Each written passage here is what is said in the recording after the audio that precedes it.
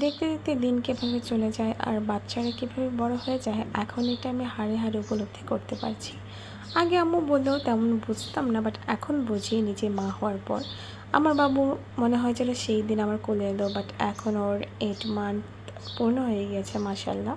এই ভিডিওটি করেছিলাম আমি 12ই সেপ্টেম্বর, আর ওর 8 মান্থ পূর্ণ হবে 13ই সেপ্টেম্বর, কিন্তু তখন ওর বাবা থাকবে না। তো সেই জন্য 12ই সেপ্টেম্বর আমরা হালকা পাতলা করে একটু সেলিব্রেশন করলাম, অ্যাডভান্স সেলিব্রেশন। তো ঘুম থেকে উঠে দেখি ঝিরঝির বৃষ্টি পড়ছে, এর মধ্যে একটু চা হলে ভালো হয়, তো চা আর ব্রেড খেয়ে নিলাম। দেন ভাত খেয়ে নিয়েছিলাম। তারপর 12টার দিকে আমি একটু ছাদে উঠি, কারণ আমার ড্রাগন গাছের ড্রাগনটি কিন্তু একদম বড় হয়ে গিয়েছে মাশাল্লাহ। আর এটা বাবুকে খাওয়াবো আজকে, সেজন্য আমি পেরে ফেলেছি। আর গাছের ফল একদম পাকা ফল কিন্তু বাচ্চার জন্য খুবই ভালো বাজারের থেকে। তো আমি সবসময় চেষ্টা করি ওকে গাছের নিজেদের হাতের ফল দেওয়ার। ওর দাদুর বাড়ির যে ফলগুলো হয় সেগুলোই আমি বিশেষ করে ওকে দিই। তো এই ড্রাগনটা কিন্তু আরও পিঙ্ক হওয়ার কথা ছিল, বাট উপরে ছাদ হওয়ার জন্য এটার গায়ে তেমন রোদ লাগেনি আর কালারটাও তেমন আসেনি, বাট এটা কিন্তু পেকে গিয়েছিল। তো মাশাআল্লাহ কিন্তু আমার হাতটা সম্পূর্ণ ভরে গিয়েছে আর এত ভালো লাগে এটার কালারটা। তারপরে আমি এটা কেটে ফেললাম আর যেই বাবুর সামনে রাখলাম, বাবু তো খুশিতে একদম আত্মহারা। ওর ড্রাগন ফল ভীষণ প্রিয়, মানে ওকে আস্ত একটা দিলে ও খেয়ে ফেলতে পারবে মাশাআল্লাহ, বাট আমি ওকে কখনোই আস্ত দিই না।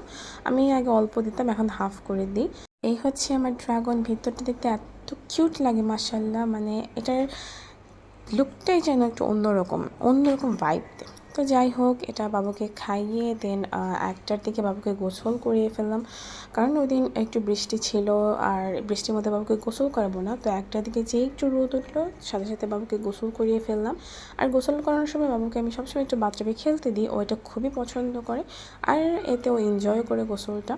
গোসল করানোর পর বাবু ওর বাবার সাথে খেলা করছিল, তা আমিও একটু গিয়ে বসলাম। তো এই হচ্ছে ওর নতুন খেলনাগুলো, যেগুলো বাসি ছিল আমি এইগুলোরও বাসি খুলে ফেলেছি, কারণ আমি কোনো প্রকার রিস্ক নিতে চাই না।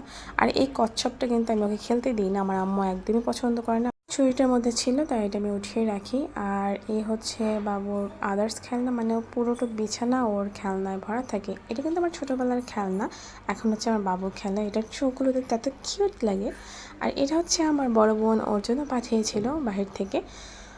এই হচ্ছে মুসার সবচেয়ে ফেভারিট খেলা, মানে এইটা চললে ওর তাল নিজেই সামলাতে পারে না, জাস্ট লাফানো শুরু করে। তো এখানে হচ্ছে ওর পুতুলগুলো একটু সাজিয়েছিলাম ভিডিও নেওয়ার জন্য। এই পুতুলটা কিন্তু অনেক কিউট লাগে। তো যাই হোক, এভাবে করতে করতে বিকালটা চলে গেল। দেন সন্ধ্যার আগ দিয়ে মনে হলো একটু বাহিরে যাই, কারণ যেহেতু আমরা একটু সেলিব্রেট করবোই, তো বাবুকে নিয়ে যাচ্ছিলাম একটু বাইরে ঘুরবো, কিন্তু আম্মু বাবুকে দিল না, আকাশটা একটু মেঘলা ছিল।